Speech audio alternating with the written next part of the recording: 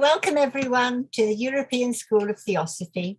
We take this opportunity to thank the Blavatsky Trust for their continued support of our work. My name is Juliet Bates and I am part of the team of the school. The school was founded in 1981 by Geoffrey Farthing and other theosophists, and this year we are focusing on the study of the secret doctrine, while also offering lectures, online courses and seminars on a variety of topics.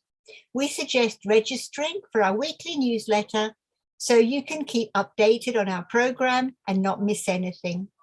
The EUST is a not-for-profit organization, and the large majority of our programs are free of charge. So please support the work of the school by making a donation. Our next monthly appointment with the Healing Circle, facilitated by myself, will be on August 22nd, which is next Sunday. And if you would like to participate or wish to include a name in our healing book, please send an email to eustheosophy@gmail.com. Today, our Sunday lecture is by Dr. Eugene Jennings, who will give a lecture on Stanza 2 of Cosmogenesis.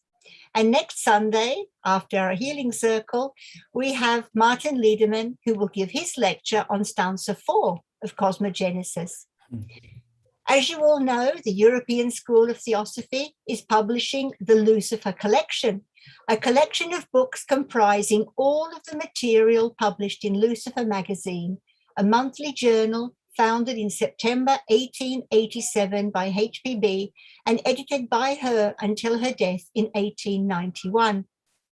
The volumes published so far are available on Amazon, and this week we have published What's the Buzz? Christianity, Esoteric and Exoteric Christ and Church, Blavatsky on the Gospels, Masonry and Lavater, Buddhism, Hinduism and Antiquity, and a volume on W. Wynne Westcott in Lucifer and Kabbalah, Magic and Talismans. So there is something for everyone, amazing gems and a great addition to your theosophical library. We expect a total of 22 volumes for the Blavatsky years. So check them out on lucifer-collection.com for more information. The way today's meeting will be conducted is that your microphones will be muted and you will not be able to unmute yourself. After the lecture, if you would like to ask a question, you can either write it on the chat or use the raise hand icon option. Your microphone will then be unmuted so that you can ask your question. If you do need to leave the conference room during the lecture, please do so without announcing it on the chat so as not to disturb the proceedings. A brief disclaimer: the views and opinions expressed by the speaker and participants during the course of this lecture are their own and do not necessarily represent the views, opinions, or positions of the European School of Theosophy. Thank you for listening. It is now my honor to introduce our speaker today. Dr. Eugene Jennings is a physician actively working in the medical field of neurology and psychiatry. He continues helping and healing individuals experiencing a diversity of challenges in life since beginning his career in the mid-1980s. Before becoming a medical professional, he was and continues to be a student of theosophical teachings as put forth in the writings and references of Helena P. Blavatsky and her teachers.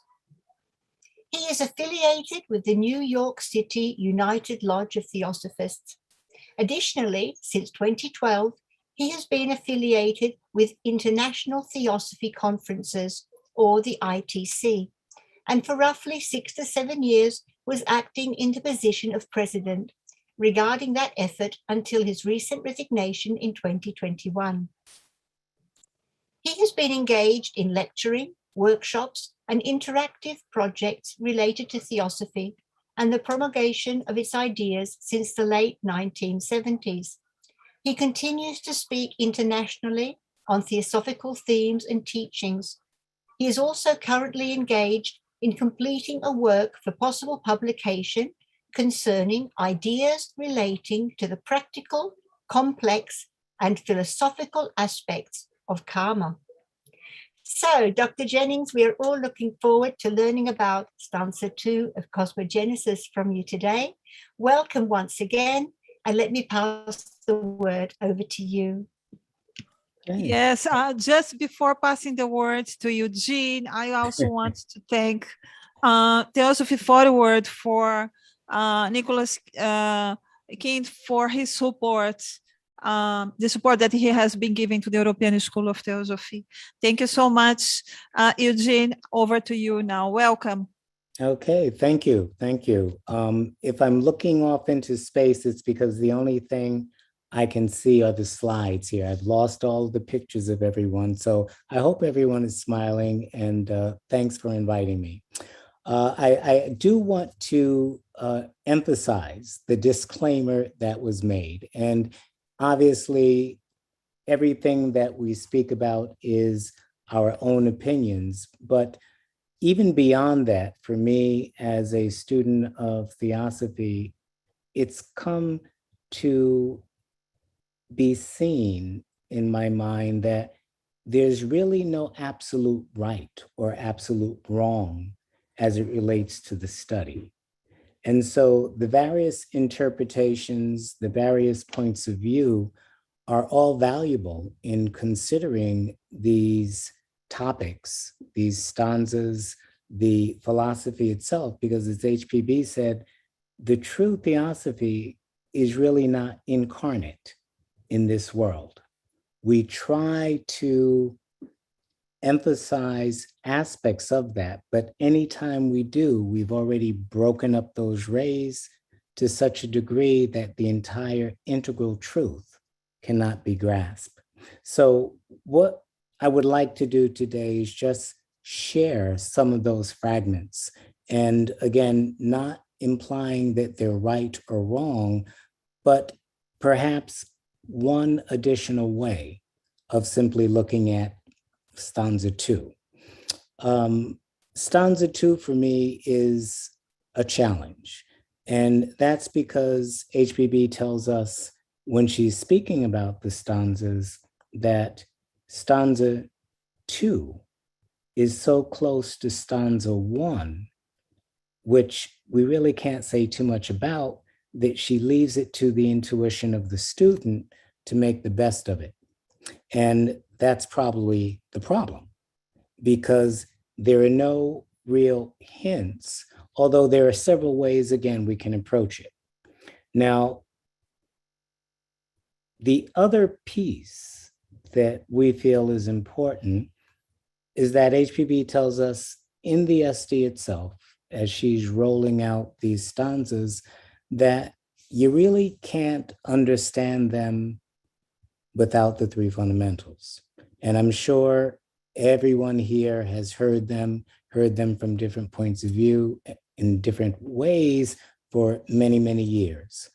And yet, those three fundamental ideas that can simply be expressed as deity or that rootless cause about which there's nothing we can say, law as it expresses itself in periodicity, in cycles, most known philosophically to us perhaps is reincarnation as the second, and then the evolutionary unfolding of the monadic totality in time and space that we call evolution.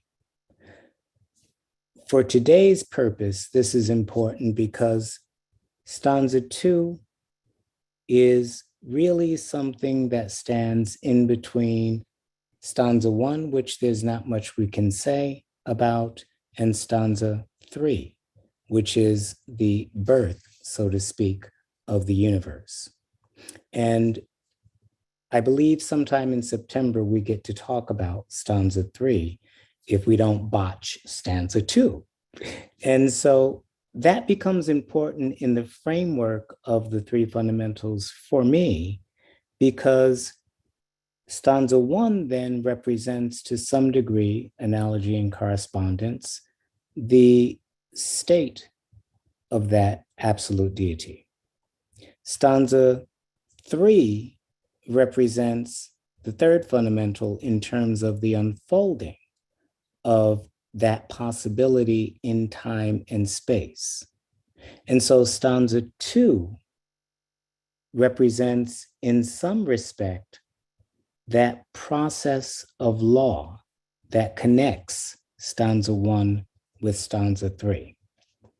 And so my whole view today is how to conceptualize something that stands in the middle of a threefold process that's really one process. And so those three fundamentals again become the spine and the structure in many, many different ways of understanding and application that help for myself understand this transition of what stanza 2 is all about.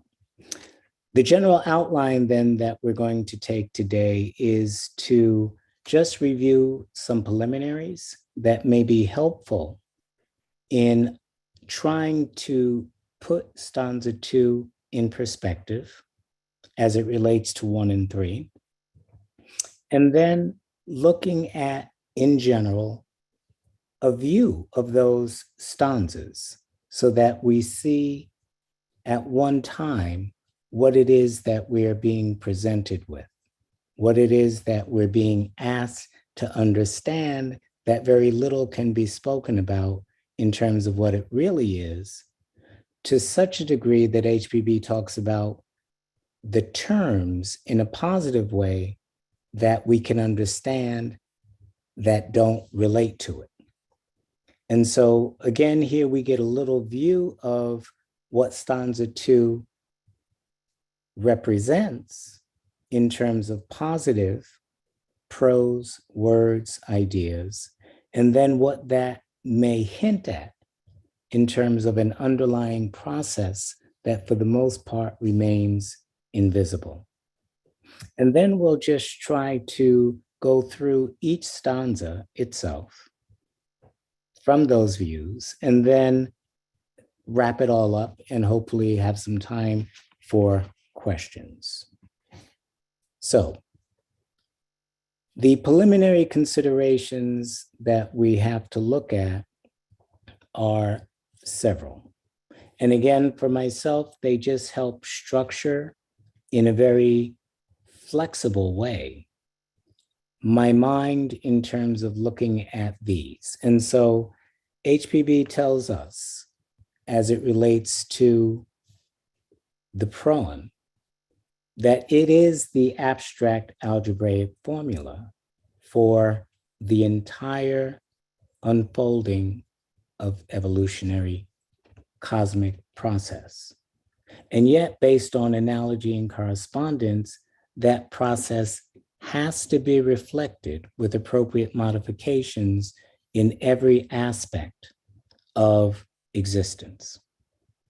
And so again, the abstract idea that might relate to the first fundamental, that process through which that algebraic formula unfolds itself, and then 3, the actual concrete understanding of what that is.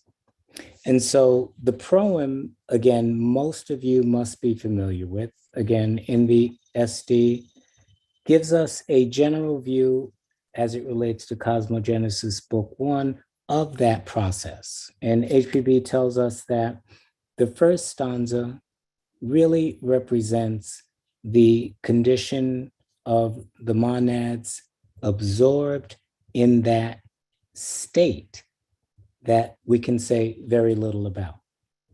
And that state, again, if we're thinking about the first fundamental, would be a state analogous to that full total absorption without any aspects of differentiation that we can consider, yet without having lost the heart of individuality, which makes each monad unique after that human stage in existence. The second stanza, she says again, pertains so much and appears to be so much like the first that it's very difficult to talk about it. And so our nearly impossible task today. The third, she says, represents the emergence of the monad from their state of absorption. The fourth, she summarizes by saying, represents the awakening of the germ in the heart of the monad. So there's a distinction there between the monad itself and that center of essence that begins to awaken and to differentiate.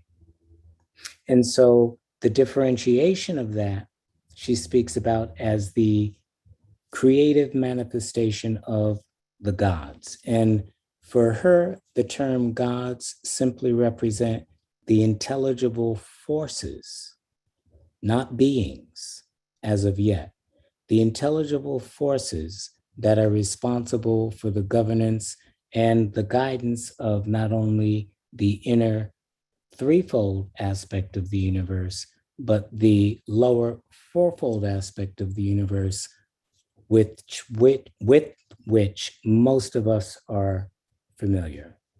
The next stanza, she says, relates to the formation of the world substance. And again, that brings it down to that state of existence that we're familiar with, represented by the nebula. And then she speaks about how that generates planets, solar systems, whichever aspect of application you're about to utilize. And then how that planetary formation takes us down to the fourth round and up to the point of man's development. And then thereafter, we switch over to anthropogenesis in book 2. And the way she explains these stanzas throughout the Secret Doctrine then becomes, in a sense, a prototypical method of application that can be used on different planes in different ways to further the understanding of many of these abstruse and abstract ideas. Now, this quote, really 2 paragraphs, both from the Secret Doctrine Dialogue series that was presented some years ago, is important to me because it clarifies really what we have to hold in mind as we attempt to understand any aspect of the teachings. And I think of these 2 paragraphs as an integrated network, almost a web of interconnected nodes wherein information is constantly flashing up, down, in, out, left, right, simultaneously at all times in terms of understanding. And so let me read these words. The beauty and the wisdom of the stanzas are in this, that they may be interpreted on 7 different planes, the last reflecting in its grossly differentiated aspect and copying on the universal law of correspondences or analogy, all that it sees before in the beginning. Segue, we should keep in mind fundamental first, second, and third again, because this points directly to the first, which is undifferentiated and non-manifest, manifesting itself in partial totality in that third. Eugene, yeah. Yes? Eugene, sorry to interrupt you. You are not sharing the PowerPoint. No? No. Oh my gosh. Okay, so can you see it? You have to press the share screen button, the green button, and underneath your video, there is a green button in the center of Zoom. Went away. Oh, it God. says share screen. Yeah. Okay, hold on. Let me pull it up again. I thought it had loaded. Now we can see half of the PowerPoint. You have to make it. Which half are you seeing? Because now we can see the beauty and the wisdom of the stanzas are in this. Okay. And So then my if you wish to apologies. do it full screen so that everyone can read it. Yeah, Yeah, okay. you can so, press play, please. Yes, right. play. Yep. There you Okay, are. so let Okay. me just do a fast, I thought that I had that up before. Let me just do a fast backwards flow. So that's where the first slide was referring to. That was the second in terms of preliminary considerations. The third has to do with the abstract formula. And then the fourth had to do now with this quote. And so the second portion of that quote is, every plane is a reflection and a copy of another plane. As it took place in the definite, undifferentiated plane, so it took place on the second, on the third, on the fourth, and so on. The student who understands well the gradual development, so to speak, and the progressive order of things will understand perfectly to which it applies. If we talk about the higher divine world, we shall talk just in the same way, and it goes on about the lower. And the second is, we have 7 planes of matter. On each of these planes, there are 7 again, and each has its Laya point. When we are on our plane, there is a Laya point, which is the 7th of our plane. But when you have gone beyond those 7 planes, or 7 divine ideations, as they are called sometimes, there is nothing. Ways to approach the stanzas. And again, I know this is a lot of preliminary, but it helps in terms of not thinking about the stanzas in a static, one-dimensional way, but thinking about them in a truly flexible way in which you can begin to apply. So HPB tells us that we should always use analogy and correspondence, above, below, subjective, objective, within, without, and work at applying those. She speaks about several keys of interpretation, which have to do with the cosmological, the anthropological, the theogonical, the astronomical, the astrological, the geological, physics, and then even further down, biological processes, psychological, metaphysical, and mystical, mathematics, and spiritual. And so again, it reflects that image of that network of nodes, wherein when we think about these stanzas, we're not thinking of them in a one-dimensional linear way, but we're thinking about them in a multi-dimensional way. And so we can look at them as a meditational endeavor. We can explore them from the symbolic perspective of what the terms mean. We can explore the invisible processes that are behind those. And then we can begin to see in each stanza how we start from the eternal darkness, metaphorically. We move through that phase of law, or how things unfold. And then we come to the germinal formation and manifest element of whatever it is that we're looking at. Today, it just happens to be cosmos. Flexibility.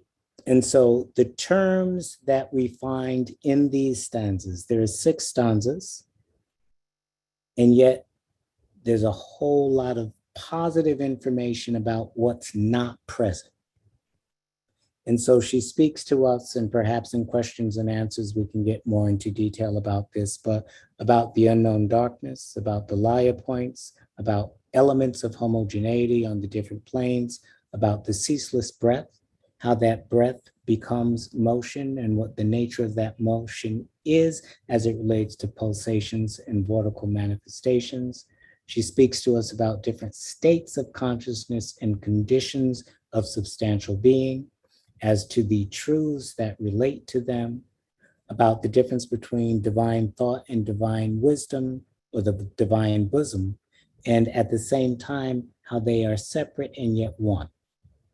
She speaks about the pulse of a certain quality of energy that's related to that breath, that has its own internal time clock.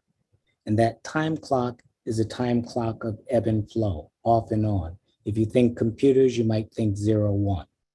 And out of those movements, every combination of manifestation can be accounted for.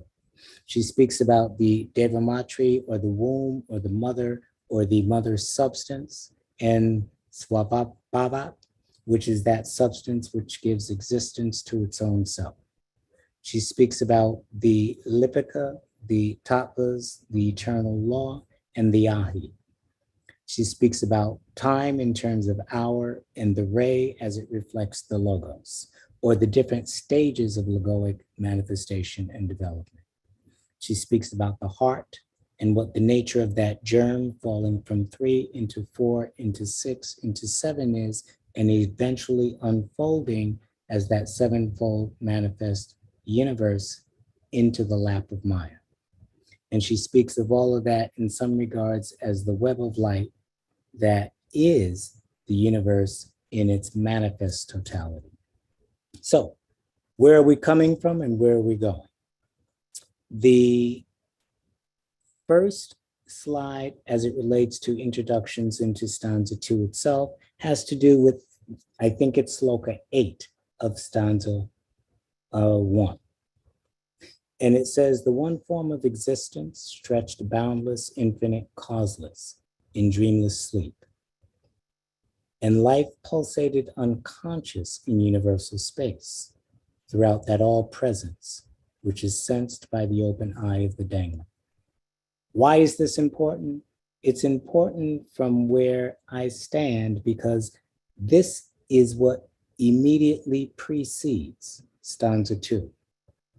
It's the state of consciousness, it's the condition of substance, it's the quiescence of energy working that moves from this seemingly empty state gradually and imperceptibly to stage 2, which is stanza 2. And yet, we've got to account for how in stanza 2, we end up at the beginning of stanza 3. And the beginning of stanza 3 reads, the last vibration of the seventh eternity thrills through infinitude.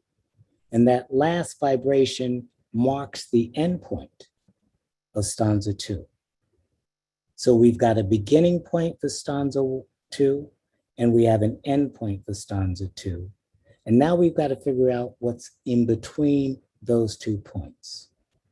And so at the beginning of stanza 3, we know the mother swells, expanding from within, without, like the bud of the lotus. And so within that mundane egg, as HPB explains for the beginning of stage 3, is the germ.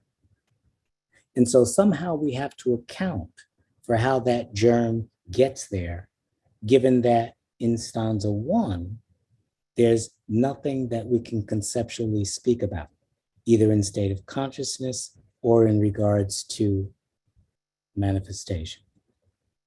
And so really what we're talking about is the in-between transitional process on a cosmic level, on an individual level, on a biological level, on an astrological level, whichever way you want to use within any framework. We're talking about the transition between point A and point C, which is B, in between. And so it's that which occurs as the last pralaic vibration of stanza 1, and somehow the transitions and modifications of that vibration to the point where it is now able to propel a universe into manifestation, that point of the Big Bang, perhaps, if we want to use the current metaphors, from which matter begins to take form and manifest objects. So what we're going to do is a pre-reading of the stanzas in order to get a whole idea of, again, where we're coming from and where we're going. And so this is, Erica, the point at which I would like you to read these, please, if you would. Yes. Where were the builders, the luminous sons of Manvantaric dawn, in the unknown darkness, in their Ahi Paranashpana, the producers of form from no form, the root of the words, the Devamatri and Swavabat rested in the bliss of non-being. Where was silence? Where the years to sunset? No, there was neither silence nor sound, not save ceaseless eternal breath, which knows itself not. The hour had not yet struck, the ray had not yet flashed into the germ, the Matri Padma had not yet swollen. Her heart had not yet opened for the one ray to enter, thence to fall as three into four, into the lap of Maya. The seven suns were not yet born from the web of light. Darkness alone was father, mother, Swavabat, and Swavabat was in darkness. These two are the germ, and the germ is one. The universe was still concealed in the divine thought and the divine bosom. Thank you. That summation really, if we're paying attention, explains all of the remaining stanzas. In those 6 slokas, somehow we've come from no seed to seed. We've come from the state of unknown darkness, pralaya, and there has been a process going on that has been able to manifest pre-cosmically all of the elements that are necessary to create the germ, the DNA of the universe that's going to become manifested as, again, if we use the metaphor of the Big Bang, it is exponentially exploding outwards and growing. So this hones in again to the process of stanza 2, perhaps, which has to do with how do we generate from nothing the things that are necessary, the lives that are necessary to generate the manifestation of a universe. So, where were the builders? The luminous sons of Manvantaric dawn. And HPB explains to us that the builders are all of the forces, invisible and visible, that are necessarily present to manifest that universe. The term luminous refers to the consciousness, the intelligible nature and force of those builders, and they have been termed the Ahi. And those that are non-luminous, because she says in the commentaries that the Ahi themselves are those luminous forces, intelligible in nature, yet having no self-will, no self-consciousness, that give rise to that dual stream, so to speak, of luminosity as it relates to intelligible awareness, and non-luminosity as it relates to the awareness that is so dim that it appears to have no elements of possible consciousness within it. The unknown darkness, again, we can talk about from the perspective of the absoluteness, which she makes a distinction between absoluteness and the absolute. And then she makes a further distinction between the absolute and Parabrahm and Mulapakriti.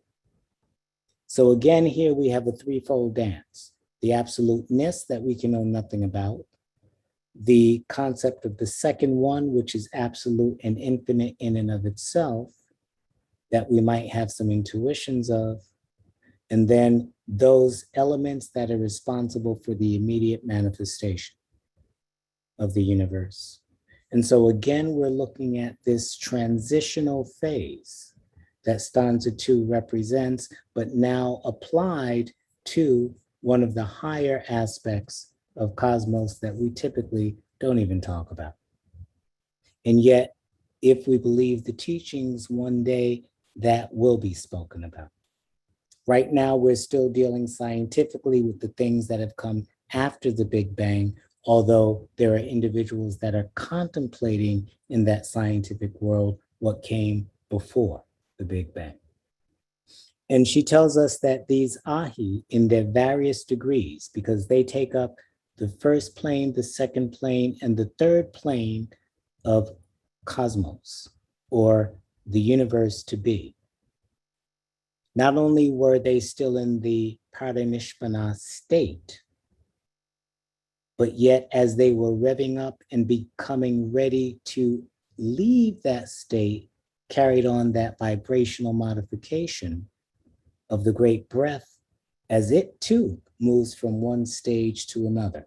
She tells us that the great breath pertains to that which is truly spiritual, and then that moves into variability of motionality, which has to do with pulsation, vertical movements, and other dynamics that eventually turn into motion at the point wherein manifestation is beginning to occur, i.e., at the point where the ahi, that are the containers and the reflectors of divine thought, begin to awaken, such that now the production of the tiny little lives that are pre-cosmic are beginning to manifest.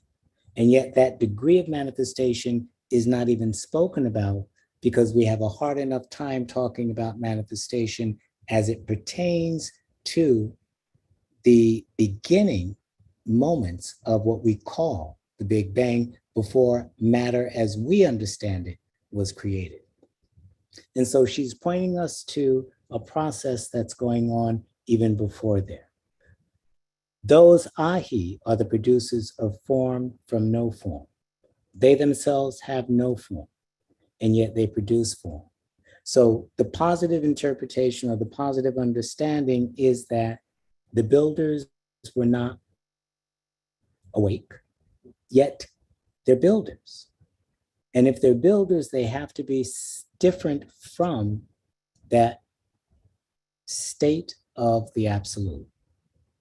And that last thrill again of stanza 1 has been busy. That breath, that inner, and I have no words for it, but what the equivalent of an inner motion would be, that is not the great breath in its absoluteness, is changing and modifying. And one, as an aside, one mystic that describes these processes extremely well, and that HPB has pointed us to, is Jakob Burma or Jacob Boehme. He is a process mystic par excellence. And he talks about these same processes that HPB speaks about in a different way, but a way that is accessible to Western contemplation and consideration. And then she tells us, once the ahi, the form from no form, is acknowledged, that the root of the world, the Devamatri, which is both the substance and the womb, both things are no different from each other.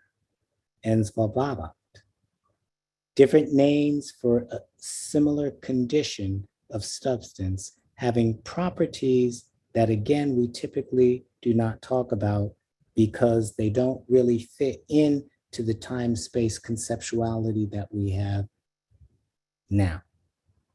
But she says these states, conditions, and wombs have their own, again, inherent breath and pulse with the on-off switch. They act according to the greater law that is pre-cosmic, as opposed to post-cosmic genesis. And that law, as it pertains to breath and vibration, and the nature and properties of vibration, which again are not spoken about, is inherent within this substance. But none of this was yet, although it was being prepared. All of this rested in the bliss of non-being. Let's see. Second, where was silence, where the ear is to sense it? There was neither silence nor sound, nothing again except for that ceaseless eternal breath. But we shouldn't think of the ceaseless eternal breath again as doing nothing. It was very, very busy. And it was busy in its nature and its modifications, getting everything ready for that third stage.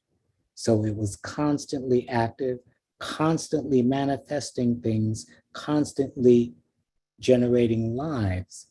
But again, nothing that we typically talk about, only what the teachings point to. And she tells us that the ceaseless eternal breath pertains more to the absolute, but not the absoluteness. That word eternal puts a limit on things in a grand way, which again is analogous to the first one and its limitations as being a reflection of that absoluteness. She then goes on to tell us that consciousness was not present at that time. And this is a tickler for some, because we always have that tendency to say absolute consciousness. Everything is conscious. And yet she says consciousness and perception require limitation. They require differentiation. And so in this in-between state, there was no differentiation that we are typically used to accounting for, even from the metaphysical side, because the elements that generate that type of life was not accessible post, but only during that intermediate stage of becoming. So again, we're moving from non-being to becoming, to that third stanza of actual birth of substance and consciousness as we know it. Hence, the breath knows itself not, because of the fact that the ahi, as she says, were not present. She says, the other thing about where was silence, where the ear is to hear it, that we have to embrace is that even though things are not manifest, that does not mean that they don't exist. And so as she puts it, nothing goes into absolute existence or falls out of absolute existence. All things are. And the hint at understanding that process has to do with an understanding of what the substratum nature of all being and life is. That all things in conjunction with law can be and not be is the essence of stanza 2. So when we typically think about archetypes and outlines and things like that in Cosmos, as she explains for those that are familiar with page 200 of the SD, the archetypal, the creative, the formative, and the manifest, there is on a deeper level a different kind of archetypal appreciation of law that's based on a deeper image of nature that cannot be expressed in terms of form and yet is. And she says, again, it's important to consider that idea rather than argue about it with words that a thing is or a thing is not. That was what we were just referring to in her statement. The idea that things can cease to be and yet remain is a fundamental one in Eastern psychology. And that becomes a fundamental truth that we have to take into consideration, even as we entertain these three stanzas with a particular emphasis on stanza 2. Because even in stanza 1, depending upon how we apply and understand the word pralaya, it still has the potentiality for all things. The hour had not yet struck, the ray had not yet flashed into the germ, the Matripadma had not yet swollen. So again, we're talking about the fact that the logos itself had not yet been activated by that ceaseless breath in its modifying conditions of the ultimate substance, so to speak, to turn it on in such a way that it would flash into the germ that it, in essence, created. And so for those of you that are familiar with that first unmanifest logos, we know that the teachings say it flashes and it withdraws. And then it thrills throughout the infinitude of the substance that is there. And then it is the substance which goes through several more transformations to become the triangle, which becomes the germ in the mundane egg, i.e., again, we're looking at the beginnings of stanza 3. And obviously, if we haven't created the germ, the Matripadma, at that third stage of removal from the ground state, has not swollen. It could not swell because the germ and the life that animates that germ were not.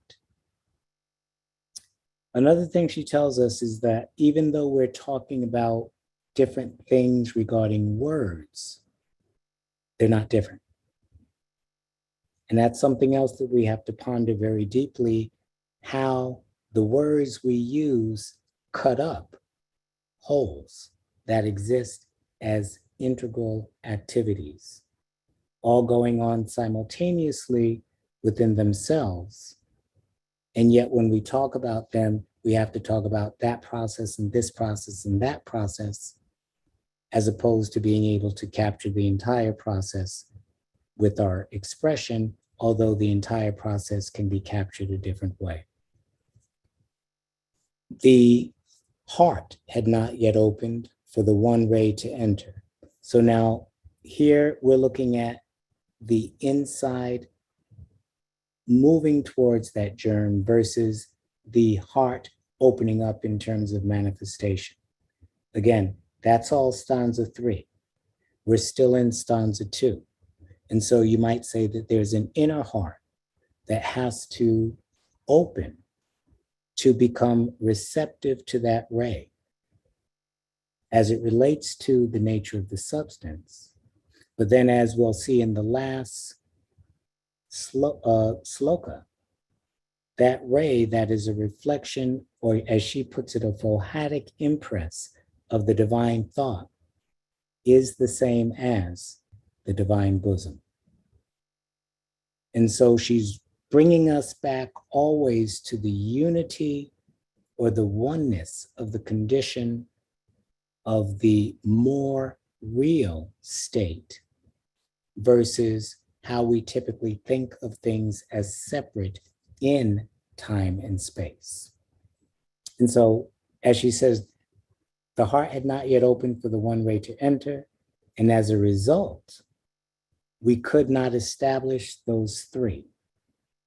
And those 3 could not fall into 4.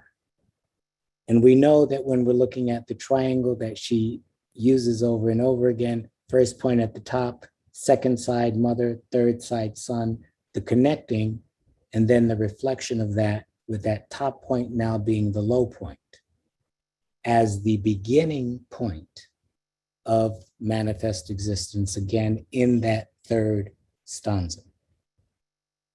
The 3, as she says, that triangle, are the germ in the mundane egg. And that germ has to be activated by the ray, which is inherent within itself, in order to begin the differentiation, stage 3, in terms of the universe that we're somewhat familiar with in terms of how we live. The seven sons were not yet born from the web of light. Darkness alone was father, mother, Swabhava, and Swabhava was in darkness.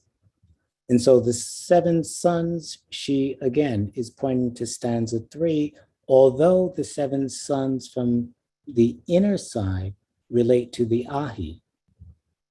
And then the seven sons on the inner side before the Ahi relate to the aspects of breath and motion. And I'm putting that word motion in quotes because it's not that post-genetic cosmic motion, but that pre representation of motion that we conceptualize just for explanatory purposes that eventually give rise to those Ahi that are considered to be the primal forces responsible subjectively for the manifestation of the objective universe. Darkness alone was father, mother. And again, this points to the fact that every duality has its preceding androgynous state. We typically talk about 1, 2, and 3.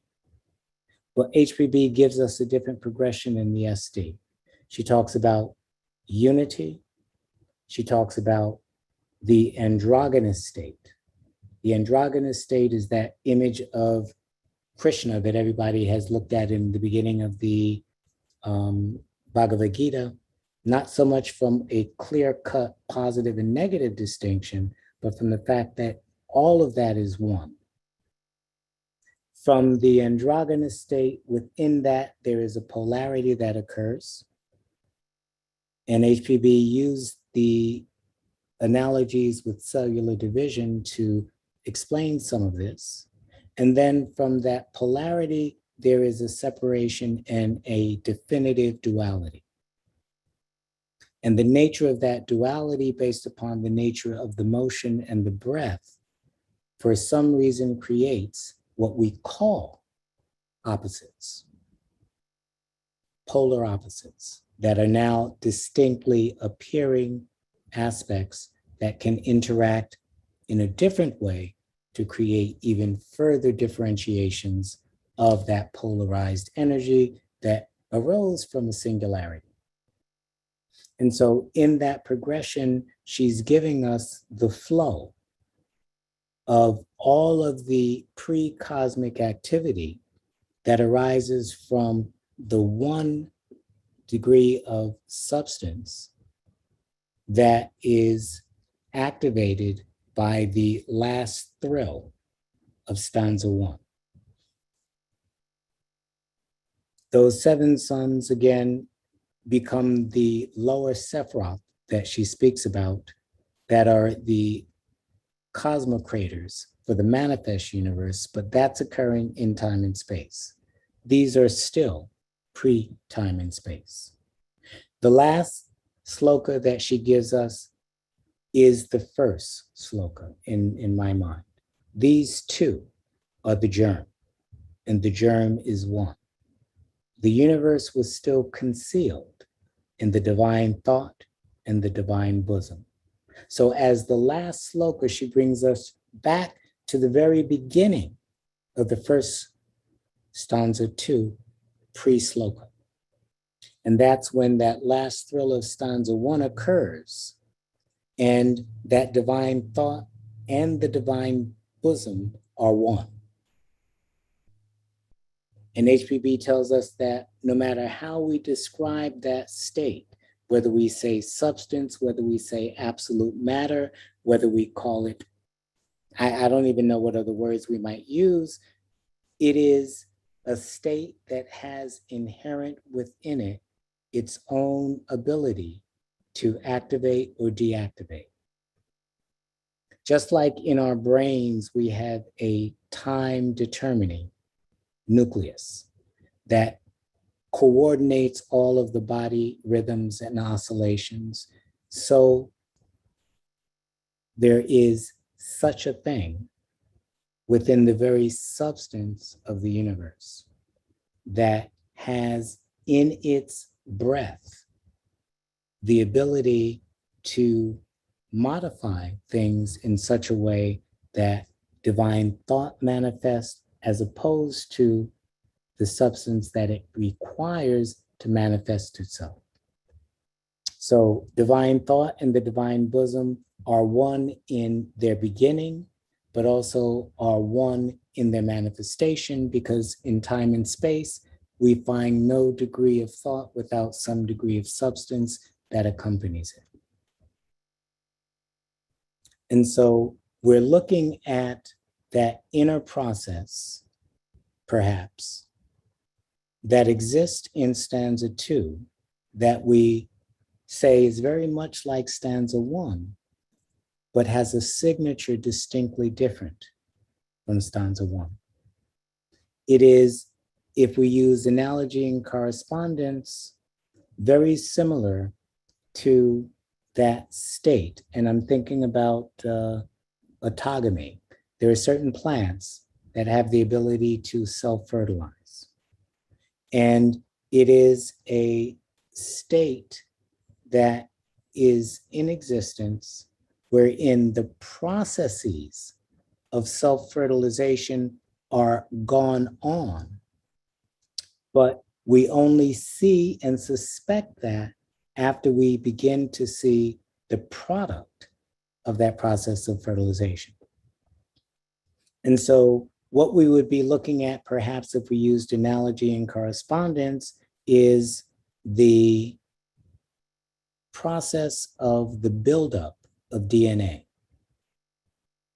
How the very substances manifest the very atoms, how those atoms take on characteristics to become elements, how those elements work together to create within that DNA the bases, those 4 bases that are necessary to create the amino acids that are necessary to, in various combinations, create the proteins, and the proteins that then come together to create all of these subsequent forms and types of life that we come to understand that grow out of that DNA.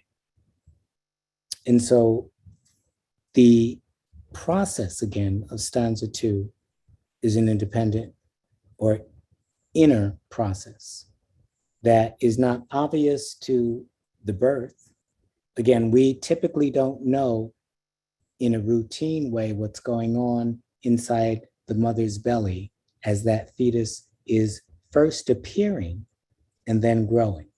We see the baby that we love and we call child or grandchild or cousin or friend or whatever. That's the product. The birth of the universe from stanza 3 is the product.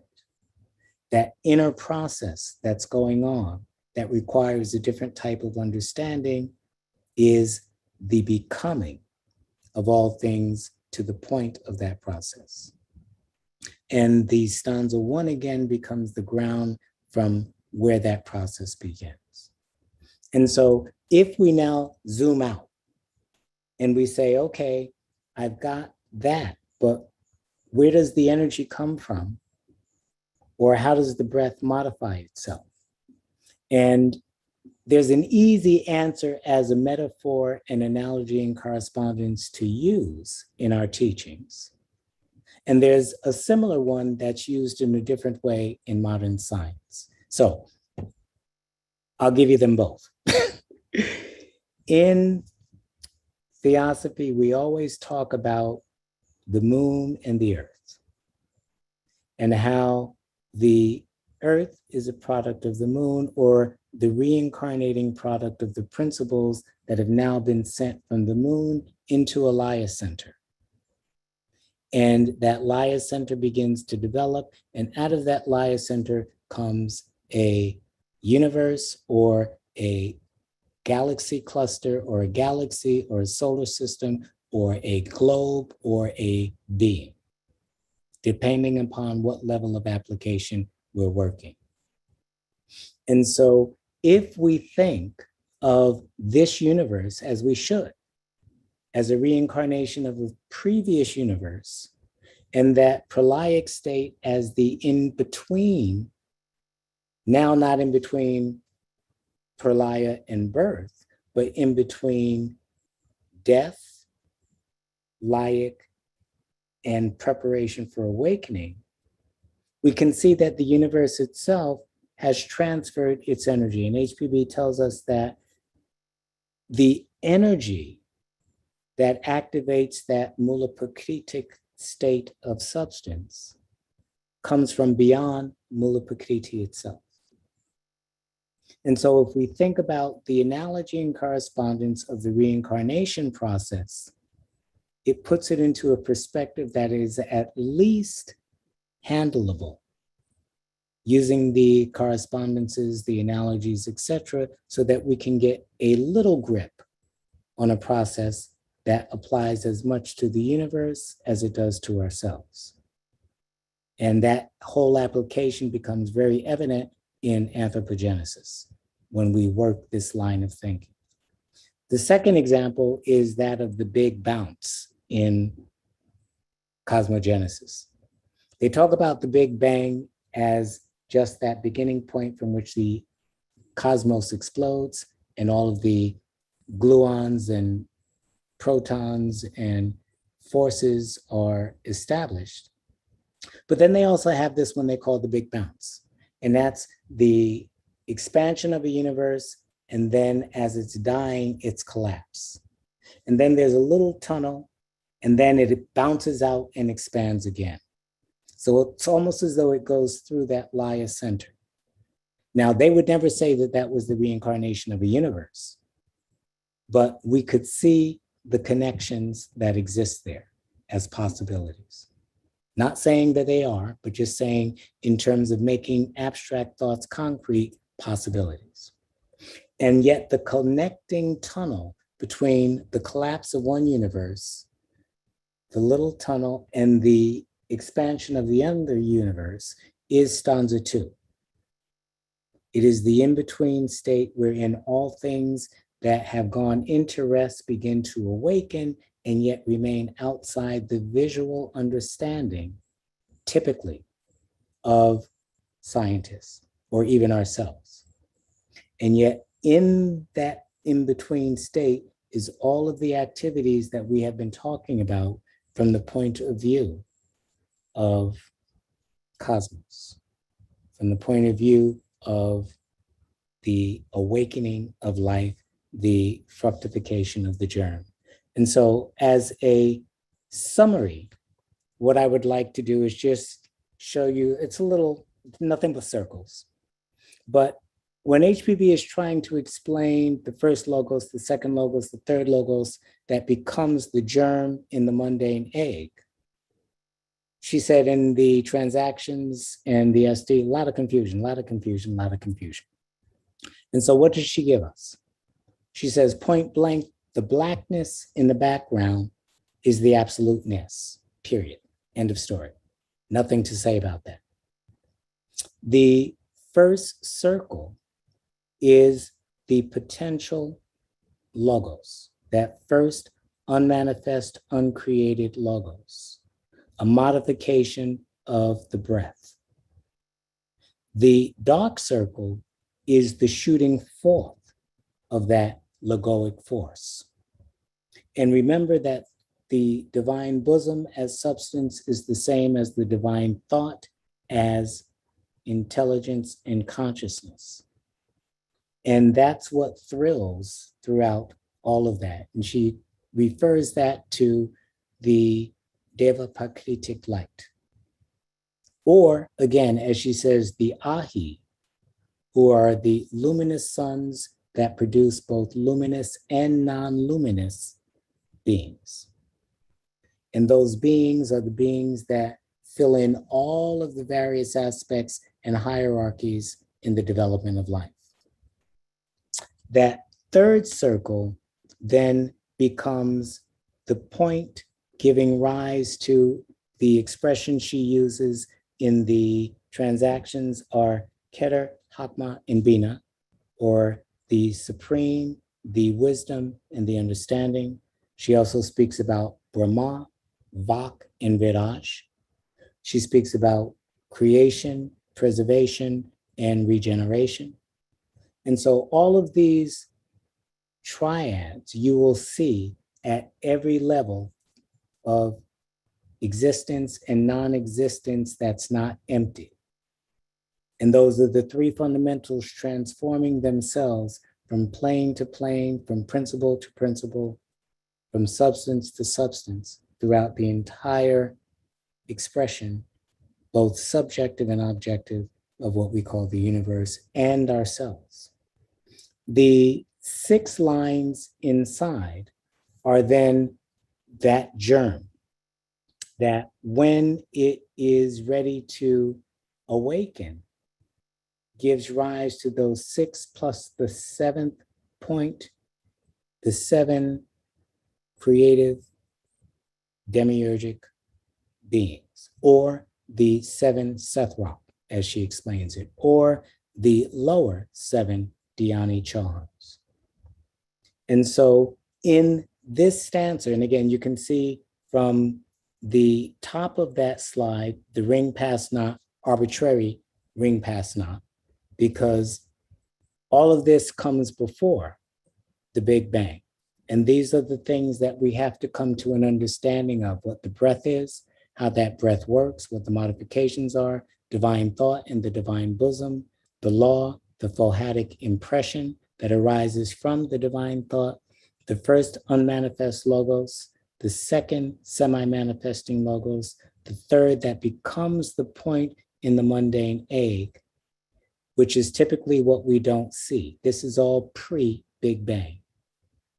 And then post-Big Bang, the point as in Keter, and how the entire objective universe then begins to unfold.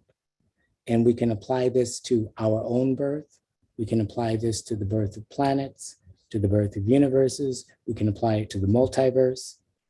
We just need, going back to some of the preliminaries, the absolute flexibility of mind regarding principles, planes, substance, degrees of consciousness, what consciousness is and what it is not, as it all relates to law and how that law becomes impressed and reflected in all of substance, and the fact that law is coeval, as she says, with that absolute. So on that point, I will say thank you. Thank you very much, Eugene, for such a wonderful presentation. Could you please